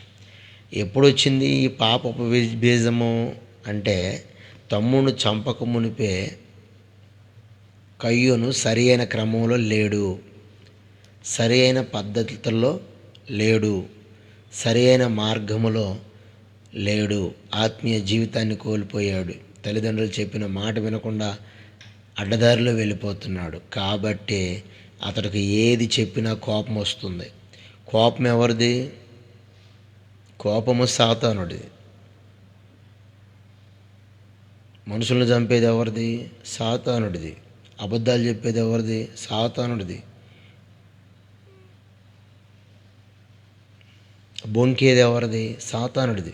మాకు తెలుసులేపో అంటారు కొంతమంది. అమ్మా నాన్న ఏదైనా చెప్పారనుకో, మాకు తెలుసులే అమ్మా పోయి చెప్పేవు కానీ ఏంది నువ్వు చెప్పేది, మాకు తెలియదా ఏంది, మేము చిన్నపిల్లలమా అంటారు. బొంకద్దు. ఈ బొంకే అలవాటు సాతానుది, దేవుని పిల్లలది కాదు. నిజంగా దేవుని నమ్ముకున్నవాడు ఎవడు బొంకడో. తగ్గింపుతో, సాత్వికంతో సమాధానం చెప్తారు.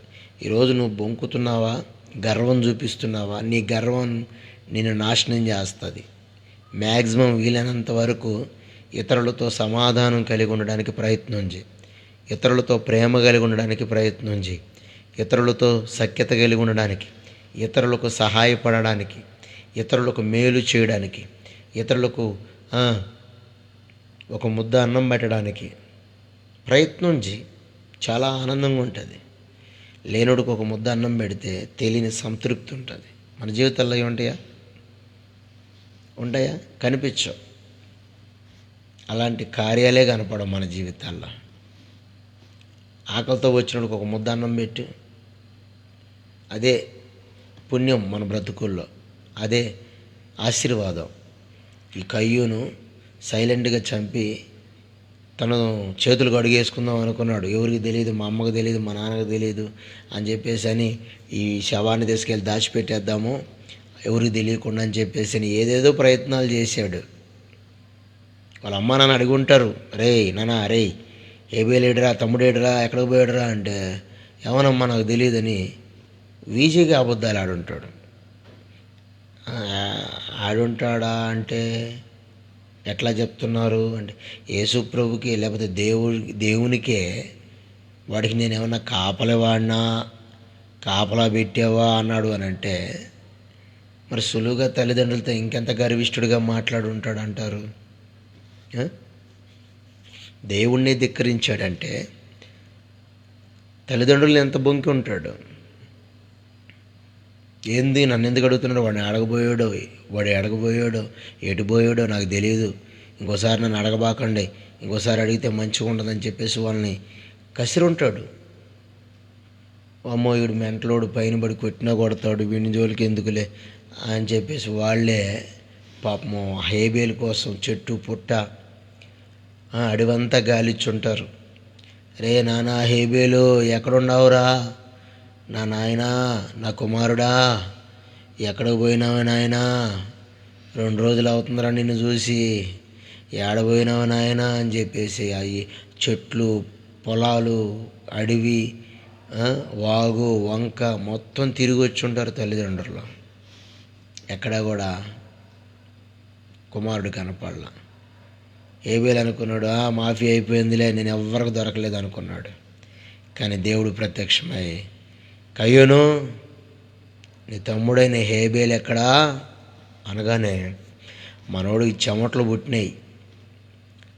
పుట్టి, ఏదయ్యా మా తమ్ముడిగా నేను కాపలావాడినా, నువ్వే నన్ను పెట్టావా కాపలాగా అంటే, నోరు మొయ్యి,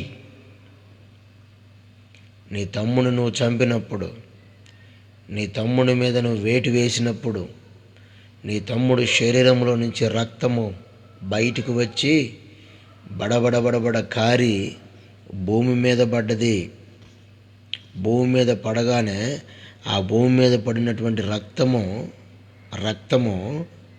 నాకు మొర్రపెట్టింది అంటాడు. ఒక జీవికి ప్రాణం ఏంటిదయ్యా అంటే రక్తమే. పాత నిబంధనలో మనకి కనిపిస్తుంది లేవియాకాండ గ్రంథాల్లో. ఒక మనిషి యొక్క ప్రాణం నిలబడాలన్నా, జంతువు యొక్క ప్రాణం నిలబడాలన్నా ప్రాణానికి మూలాధారమైనది ఏంటిదయ్యా అంటే రక్తం. ఆ ప్రాణానికి ఆధారమైన రక్తం అంట భూమి మీద పడి మొరపెడుతుందంట దేవునికి. ఎవరు మొయ్ కయ్యను, నీ తమ్ముడైన యెహేబేలు యొక్క రక్తము భూమి మీద పడి నాకు మొర్రపెట్టింది. తప్పించుకుందాం అనుకుంటున్నావా? నీ తమ్ముడిని ఎలాగైతే చంపావో నిన్ను అంతకంతకు నరక యాతన పడేటట్టుగా నేను చేస్తాను అని దేవుడు అతడును శపించాడు అని రాయబడ్డది. ఏం చేశాడంట? ఈరోజు చాలామంది అనేకమైన తప్పులు చేసి తప్పించుకుంటున్నారు. చాలామంది అంటారు, అన్న వాడు అన్ని ఘోరాలు చేస్తున్నాడు, ఇన్ని పాపాలు చేస్తున్నాడు, ఆయన తప్పించుకు తిరుగుతున్నారు అని అంటారు. ఎన్ని ఘోరాలు చేసినా, ఎన్ని తప్పులు చేసినా సమయం వచ్చినప్పుడు ఏ ఒక్కడు తప్పించుకోలేడు. ఏ ఒక్కడిని దేవుడు పక్కకు జరపడు. ప్రతి ఒక్కడిని దేవుడు లెక్కలోకి తీసుకొచ్చి దేవుడు బయట పెడతాడు. హల్లెలూయా, హల్లెలూయా. ప్రతి ఒక్కరి వాని క్రియన దేవుని ఎదుట ఉంటుంది. వాని క్రియల చొప్పున దేవుడు ప్రతిఫలాన్ని ఇస్తాడు. కయ్యూను అనుకున్నాడు ఎవ్వరు చూడలేదని, కానీ దేవుడు వచ్చి లెక్క అడుగుతున్నాడు, నీ తమ్ముడు ఎక్కడా? కయ్యూనులో ఉన్న పాపమేందయ్యా అంటే గర్వం. ఎవ్వరు చెప్పిన మాట నేను వినను. ఈరోజు లేరంటారా? చాలామంది లేరంటారా? చాలామంది ఉన్నారు. చాలామంది నేను చెప్పినట్టుగా వినాలి, నా ఇష్టం, నేను ఎవరిని లెక్క చేయను. ఇప్పుడు ఇంట్లో చాలామంది ఇప్పుడు జనరేషన్ అంతా కూడా చిన్న పిల్లలు, యవనస్తులు 14-15 సంవత్సరాల పిల్లలే దుర్మార్గులుగా తయారైపోతున్నారు. మనం చూస్తున్నాం కదా. 15 సంవత్సరాల పిల్లలే రేప్ చేసి చంపేశారంట మొన్న చిన్నపిల్లని. ఎక్కడిది ఈ ఇత్తనం? కయ్యూను స్వభావం, అంటే దయ్యపు స్వభావాలు. 14 సంవత్సరాల పిల్లలు గంజాయి తాగుతున్నారు.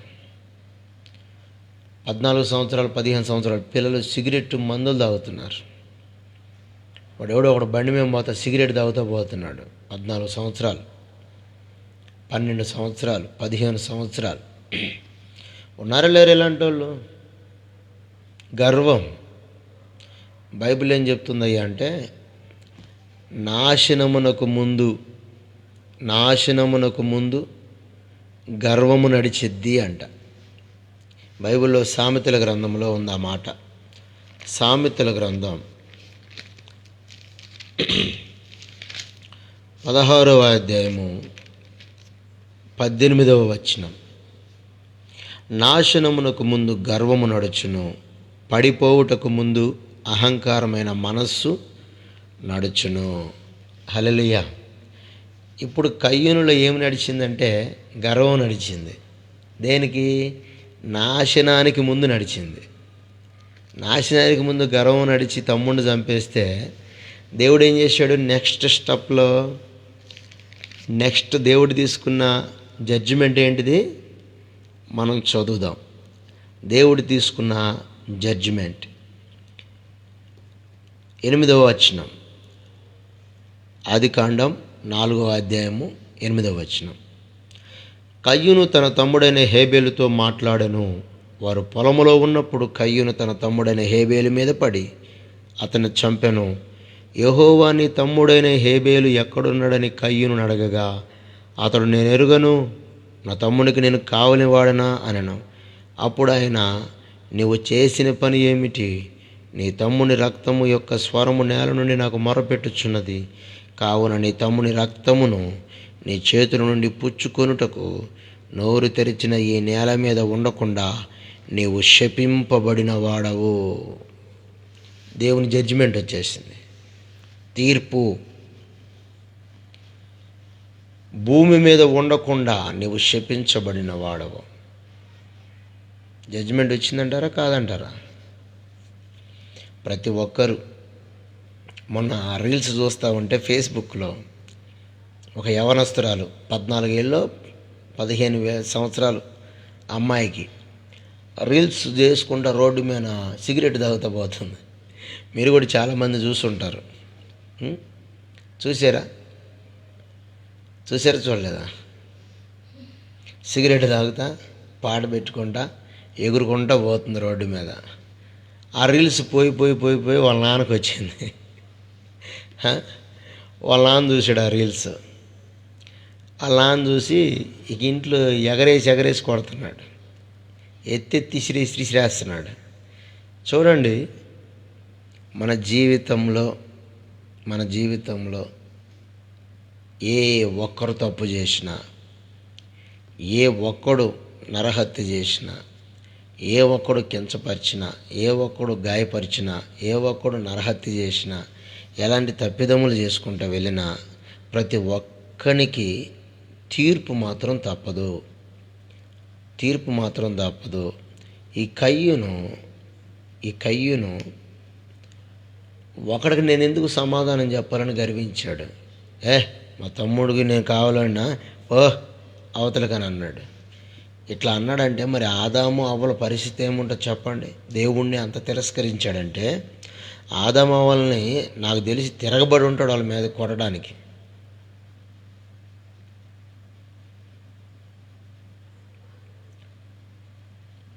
తమ్ముడిని చంపేసి నేను ఏల్దాము, ఈ ప్రపంచాన్ని ఏలదాము అనుకున్నాడు. కానీ దేవుడు ఏం చేశాడు? మనోన్ని కూడా శపించి నువ్వు భూమి మీద ఉండకుండా తుడిచిపెట్టుకొని పోతావు అని చెప్పేసి అని దేవుడు మాట్లాడి శపించాడు.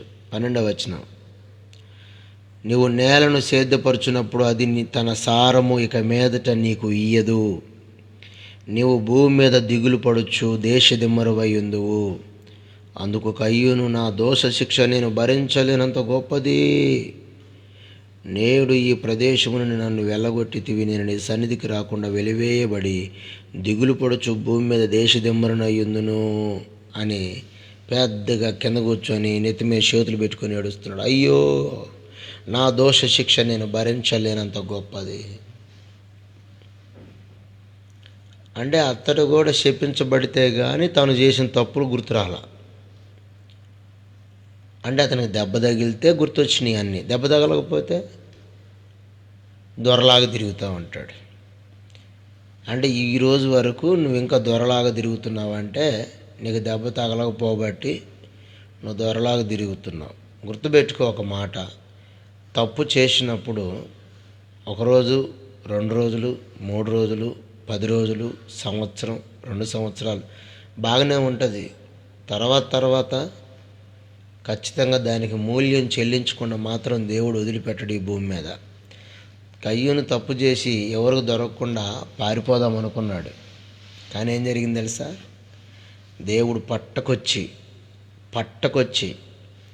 తన తప్పును తాను హెచ్చరించి, నువ్వు తప్పు చేసావు కయ్యూను, ఇక మీదట నువ్వు ఏ పంటను వేసినా. ఎందుకు పంట అన్నాడంటే అతను రైతు భూమిని సేద్యపరిచి వ్యవసాయం చేసేవాడు. కాబట్టి నువ్వు ఏ పంట వేసినా ఇక మీదట అది నీకు సారం ఇవ్వదు అన్నాడంటే అర్థమైంది, భూమిలో సారాన్ని పండింపజేసేది ఆయనే. అర్థమవుతుందా? ఇందాక చెప్పిన విత్తినది ఒకరు, నీరు పోసింది ఒకరు, వృద్ధి పొందించేది ఆయనే, సారాన్ని ఇచ్చేది ఆయనే. ఆయన అంటున్నాడు, నువ్వు విత్తనం వేస్తావు కానీ, నీళ్లు పోస్తావు కానీ సారం మాత్రం నీకు రాదు, పంట రాదు. నువ్వు ఏ పంట వేసినా ఆ పంట పతనం అయిపోతుందని దేవుడు శపించాడు. నువ్వు దేశదిమ్మరు అయిపోతావని అతన్ని అక్కడి నుంచి తరిమేశాడు. ఇప్పుడు ఇల్లు లేదు, ఊరు లేదు, తల్లిదండ్రులు లేరు, ఎక్కడికో పారిపోయాడు. నొసల్లయ్యందు ఒక ముద్ర వేసి వీడు శపించబడిన వాడు అని వేసాడు. ఇంకొక అతను చెప్తాడు, దేవుడు ప్రేమ పుట్టి ఆయనకంటే ముద్ర వేసాడంట. అతను వాక్యం తెలుసో లేదో కూడా తెలియట్లే, అర్థం కావట్లే. ఒక అతను చెప్తున్నాడు, ముద్ర వేసాడంట. దేవుడు కయ్యూనును ప్రేమించి ముద్ర వేసి పంపించాడంట భూమి మీదకి. వాక్యము దేవుని దగ్గర మనం గడిపితే దేవుడు బయలుపరిస్తే మాట్లాడతాడు. పిహెచ్డీలు, ఎంటెక్లు, డిటిహెచ్లు చేస్తే జ్ఞానం రాదు, చదువును బట్టి జ్ఞానం రాదు. ఆత్మనేత్రాలు తెరవబడితేనే దేవుని వాక్యం అర్థమవుతుంది. దేవుడంట కయ్యూనును చంపిన వానికి 100 శిక్ష వేస్తానని తమ్ముడిని చంపినా కూడా దేవుడు క్షమించేసి ఆయనని దీవించి ఆయన జోలికి ఎవరు రాకుండా నొసలయ్యందు ముద్రేసి పంపించాడంట. ముద్రేసి పంపిస్తే ఆయన చంపితే ప్రతిదండన విధిస్తానని చెప్పాడంట. అంటే ఎంత ప్రేమ ఉంటే దేవుడు ఆ మాట అంటాడని చెప్పేసి తప్పుడు బోధ చేస్తున్నాడు. ఇలాంటి వాళ్ళని చాలామంది ఖండించాల. ఇక్కడ దేవుడు శపించాడు అంటే క్లియర్గా రాయబడ్డది. కయ్యూనుని ఏం చేశాడంటే దేవుడు శపించి అతని పంటను కూడా శపించి, ఆ భూమిని శపించి, అతను చేసే పనిని శపించి అతను దేశదిమ్మరుగా తరిమేశాడు అని రాయబడ్డది.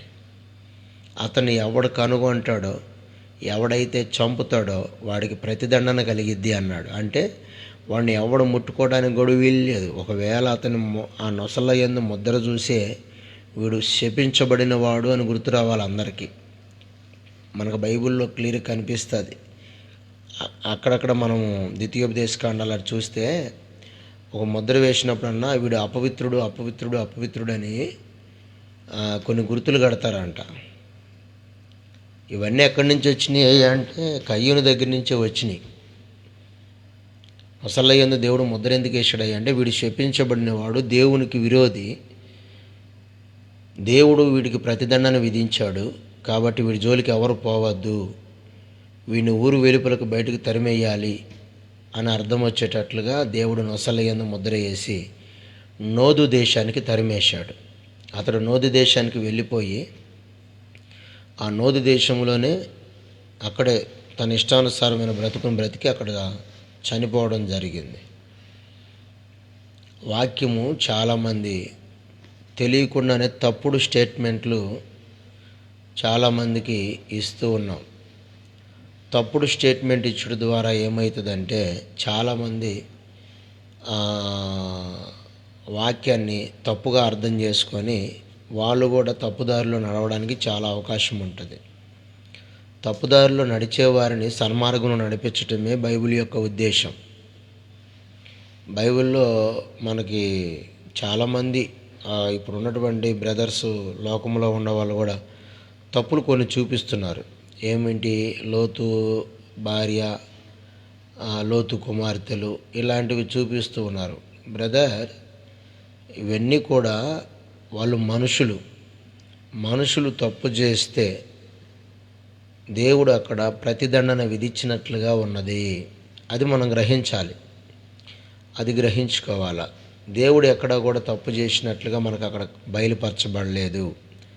మనుషులు తప్పు చేయడం సహజ సిద్ధమే కాబట్టి మనుషులు తప్పు చేసినా దేవుడు వాటిని ఆపాదించాడా? తప్పు చేసినప్పుడు వాటిని దేవుడు సమ్మతిచ్చాడా? తప్పు చేసినప్పుడు దేవుడు వారిని వదిలిపెట్టాడా అనేది మనం గుర్తుపట్టాలి. లోతు కుమార్తెలు బిడ్డలను కనినప్పుడు తండ్రి ద్వారా దేవుడు వారిని శపించాడు. ఆ కుటుంబాన్ని శపించి అమ్మోనీయులుగా మోయాబీలుగా మార్చి అక్కడ వారిని శపించి పంపించేశాడు. వాళ్ళ పతనం మనం అక్కడక్కడ కనిపిస్తూనే ఉంటుంది. కాబట్టి ప్రతిదీ తెలిసినట్లుగా ఏదో ఒక దాన్ని ఒక చిన్న సబ్జెక్ట్ని తీసుకొచ్చి మనం మాట్లాడడం కరెక్ట్ కాదు. కానీ దేవుడు తప్పు చేసిన వారిని క్షమించినట్లుగా బైబిల్లో ఉందా? కయ్యూను తమ్ముణ్ణి చంపితే దేవుడు ప్రతిదండన విధించి మరి అతన్ని శపించటమే కాకుండా తను చేసే పనిని శపించాడు. తన కుటుంబాన్ని కూడా శపితంగా మార్చిపడేశాడు. అంటే తర్వాత తను వెళ్ళిపోయిన మార్గంలో జరిగిన సంఘటనలు. ఇక తర్వాత ఎక్కడ కూడా కయ్యూను చరిత్ర మనకు కనపట్ల. అర్థం చేసుకోవాలి, బైబిల్లో ఎంతమంది అయితే తప్పు చేశారో వారందరూ కూడా మనుషులే, దేవుళ్ళు కాదు. ఈరోజు మనం ఎట్లయితే బ్రతుకుతూ ఈ లోకంలో తప్పు చేసి సహజసిద్ధంగా మళ్ళా ప్రజల్లో గొప్ప వాళ్ళగా ఎలాగైతే బ్రతుకుతున్నామో అలాగనే మన పూర్వీకులలో, మన తాత ముత్తాతల కాలంలో, అంటే శతాబ్దాలలో, ఈ పాత నిబంధనలో అప్పట్లో ఈ మనుషులుగా భూమి మీద జన్మించిన వాళ్ళందరూ తప్పిదమ్ములు చేశారు.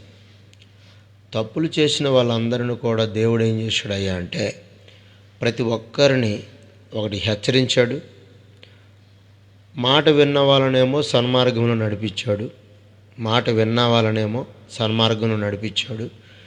మాట వినకుండా అడ్డం తిరిగిన వాళ్ళందరినీ హతమార్చి పడేశాడు. ఇవి కొన్ని మనము అర్థం చేసుకోవాలి. ప్రతి విషయాల్లో మనం తప్పును వెతుక్కోవడం కరెక్ట్ కాదని ఒక సహోదరుడిగా, ఒక దైవజనుడిగా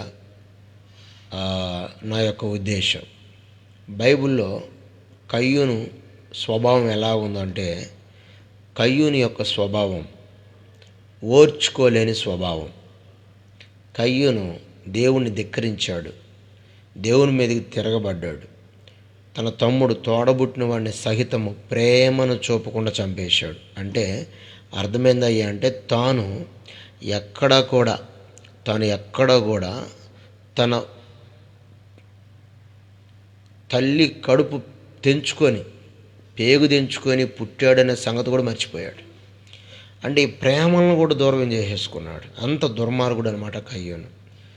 అంత దుర్మార్గత స్థితిలో తన తమ్ముడిని చంపి కుటుంబాన్ని నాశనం చేసినటువంటి దుర్మార్గుడిని దేవుడు క్షమించాడా? దేవుడు క్షమించలే. సహోదరుడా, ఈరోజు నుంచి సత్యమేదో అసత్యమేదో మనం గ్రహించుకోవాలి. చాలామంది ఈ దినాల్లో ఏది సత్యమో ఏది అసత్యమో అర్థం చేసుకోలేని పరిస్థితుల్లో బ్రతుకుతున్నాడు. తెల్లగా ఉన్నాయన్నీ పాలు కాదు, నల్లగా ఉన్నాయన్నీ నీళ్లు కాదు అన్నట్టు కనబడేది కాదు మనకు కావాల్సింది. అసలు ఏది సత్యము ఏది అసత్యమని మనం రుచి చూసి తెలుసుకోవాలా. బైబిల్ ఏం చెప్తుంది తెలుసా? రుచి చూసి తెలుసుకుంటుని యెహోవా ఉత్తముడని అని చెప్పని ఉంటుంది బైబిల్లో. నువ్వు క్రీస్తును నిజరక్షకునిగా అంగీకరించి ఆయన లక్షణాలు ఏదైతే ఉన్నాయో, ఆయనలో ఏ యథార్థత అయితే ఉందో అని నువ్వు గుర్తుపట్టగలిగితే, ఆ గుర్తుపట్టిన దాంట్లో నీకు సత్యం కనపడుతుంది. సర్వ పాప పరిహరో తద్రక్తం పరమాత్మేన పుణ్యదాన బలియాగమై అని బైబిల్లో లోకంలో మనకు కనిపిస్తుంది. సర్వ పాప పరిహరో తద్రక్తం పరమాత్మేన పుణ్యదాన బలియాగం. సర్వ పాపములను పరిహరింపబడాలి అని అంటే తద్రక్తం అనగా సొంత రక్తం, దేవుని యొక్క రక్తం. తద్రక్తం పరమాత్ముడు దిగివచ్చి, తద్రక్తం అనగా ఆయన రక్తాన్ని మనుషులందరి కొరకు పాప ప్రక్షాళన నిమిత్తమై మనుషుల కొరకు ఆయన ప్రక్షాళన చేయాల. పాప పరిహరో తద్రక్తం పరమాత్మన పుణ్యదాన బలియాగమైపోవాలి. మనుషులందరి కొరకు ఆయన తద్రక్తం ద్వారా బలియాగం అవ్వాలి.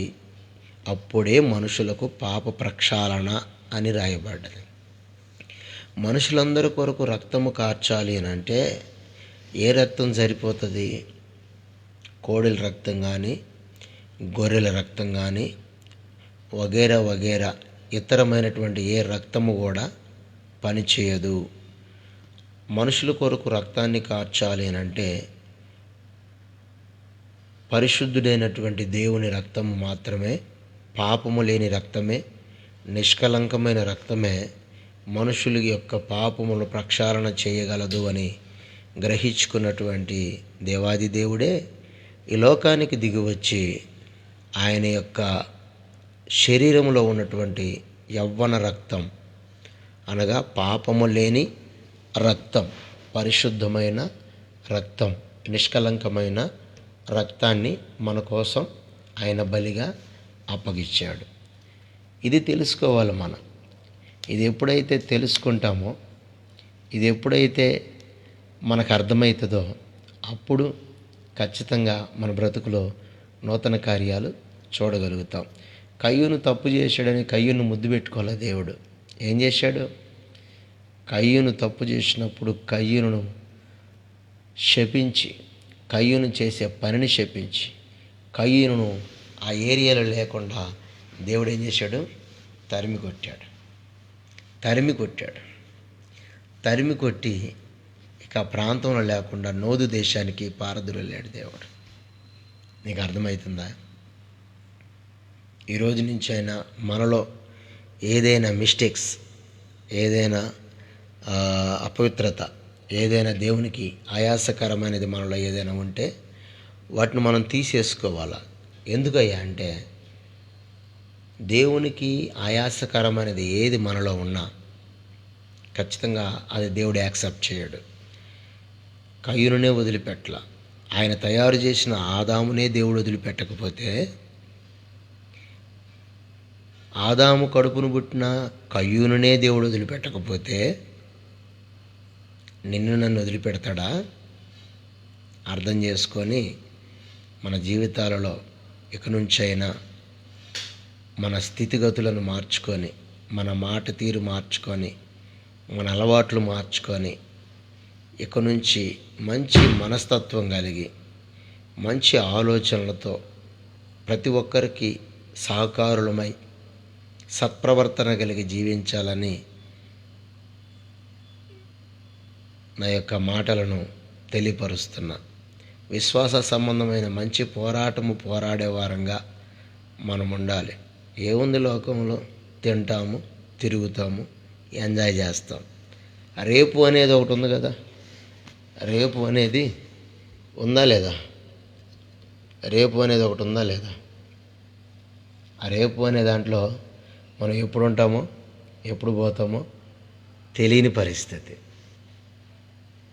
ఎప్పుడు ఉంటామో ఎప్పుడు పోతామో తెలియని పరిస్థితి. ఈలోపు మన నడవడిక మార్చుకోగలిగితే దేవుడు సంతోషిస్తాడని నా యొక్క విన్నపం. కాబట్టి ఇక నుంచైనా మంచి ప్రవర్తన కలిగి జీవిద్దామా? కయ్యూను వలె మనం ఉండకుండా. కయ్యూను లోపాలు చాలా ఉన్నాయి అని దేవుడు క్షమించి కయ్యూను చంపావు కానీ నీ తమ్ముడిని నేను నిన్ను క్షమిస్తున్నా పోరా, ఇక నుంచి అయినా మంచిగా బతుకని చెప్పాను. అల్లా ఏం చేశాడు దేవుడు? నీ తమ్ముడిని చంపి నువ్వు ఇంకా బుకాయిస్తున్నావేంద్రా అని దేవుడు తరిమేశాడు, శపించాడు. ఎవని గర్వం వాడినే తింటది, ఎవడి కుయుక్తి ఆలోచనలు వాడినే పతనం చేస్తాయి, ఎవని యొక్క ఆలోచనలు వాడినే తప్పుదారిలో నడిపిస్తాయి. కాబట్టి మనమందరము మంచి నడవడిక కలిగి దేవుని కృపలో ముందుకు సాగుదాం. God bless you. చిన్న ప్రార్థన చేసుకుందాం. మహోన్నతుడైన తండ్రి, కృపగలిగిన దేవానికి స్తోత్రాలు నాయన. మీ కృపలో ఇంతవరకు మాట్లాడిన ప్రతి మాటను బట్టి స్తోత్రాలు. కయ్యూను వలె మా ఆలోచనలు ఉండకుండా హేబేలు వలె నీకు అన్ని విషయాల్లో సరెండర్ అవ్వడానికి మీ కృప దయచేయమని, నీ ఆత్మచేత నన్ను నడిపించి బలపరచమని, నీ కృపలో ప్రభువా ప్రతి నిత్యము ఎదుగునట్లుగా మంచి మనస్తత్వం కలిగి మంచి మనస్సాక్షి కలిగి నేను ఎదుగుటకు మేము ఎదుగుటకు మీ కృప దయచేయండి. లైవ్ వీక్షిస్తున్న ప్రతి బిడ్డను ప్రభువా మీ కృపలో జ్ఞాపకం చేసుకొని వారి అక్కర్లన్నీ తీర్చి నీ ఆత్మచేత వారిని నింపమని ప్రార్థిస్తున్నాం. వారి యొక్క వ్యాపారాలను, వారి యొక్క బిజినెస్లను, వారి యొక్క నాయన అదిగో తండ్రి పనులను, వారు ఏ పనినైతే ప్రారంభించారో ప్రతి పనులలో మీ కృప దయచేయండి నాయన. వారికి సంతానం లేకపోతే సంతానాన్ని దయచేయండి అయ్యా. ఇదిగో వారికి అనారోగ్యతలు ఉంటే అనారోగ్యాలను మీరు స్వస్థపరచండి, వ్యాధులుంటే వ్యాధులను ముట్టండి ప్రభువా.